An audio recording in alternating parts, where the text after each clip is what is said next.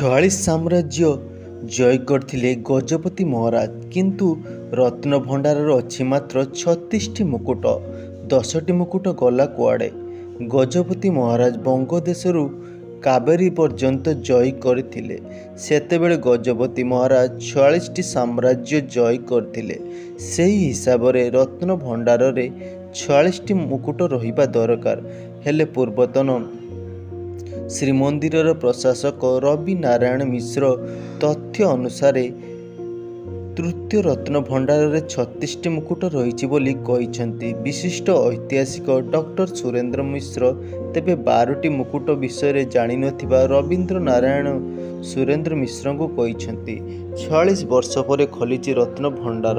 ଏହାକୁ ନେଇ ଡକ୍ଟର ମିଶ୍ର କହିଛନ୍ତି, ଯେଉଁ 11 ଜଣିଆ କମିଟି ରତ୍ନଭଣ୍ଡାରକୁ ଯାଇଛନ୍ତି, ସେମାନେ ରତ୍ନଭଣ୍ଡାରର ସ୍ଥିତି ଏବଂ ଅବସ୍ଥା ପରୀକ୍ଷା କରିପାରିବେ।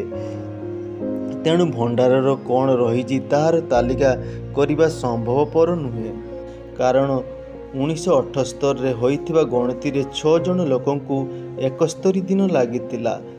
ସେମାନେ 98 ପ୍ରକାରର ଅଳଙ୍କାର ତାଲିକା କରିଥିଲେ। ଯେଉଁ 98 ପ୍ରକାରର ଅଳଙ୍କାରର ତାଲିକା ହୋଇଥିଲା ତାହା ଚଳନ୍ତି ଭଣ୍ଡାର ଓ ଦ୍ୱିତୀୟ ଭଣ୍ଡାର ଥିଲା ବୋଲି ଡକ୍ଟର ମିଶ୍ର ଏହା କହିଛନ୍ତି। ତୃତୀୟ ଭଣ୍ଡାର ବିଷୟରେ ଐତିହାସିକ ଡକ୍ଟର ମିଶ୍ର କହିଛନ୍ତି, ତୃତୀୟ ରତ୍ନଭଣ୍ଡାର 1985 ମସିହାରେ କାର୍ଯ୍ୟରତ ଶ୍ରୀମନ୍ଦିରର ପୂର୍ବଗତ ପ୍ରଶାସକ ରବୀନ୍ଦ୍ର ନାରାୟଣ ସୂଚନା ଦେଇଥିଲେ।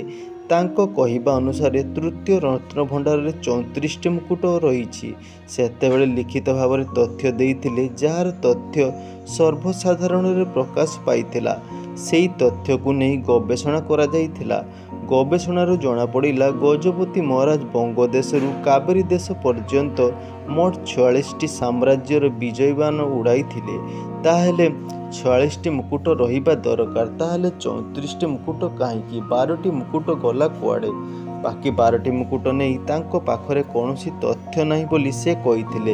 ସେତେବେଳେ ସେହି ମୁକୁଟକୁ ମୂଲ୍ୟାୟନ କରିବାକୁ ଚାହିଁଥିଲେ। ହେଲେ ସେହି ମୁକୁଟ ମୂଲ୍ୟାୟନ କରିବା ସମ୍ଭବ ନୁହେଁ, ଡକ୍ଟର ମିଶ୍ର କହିଛନ୍ତି।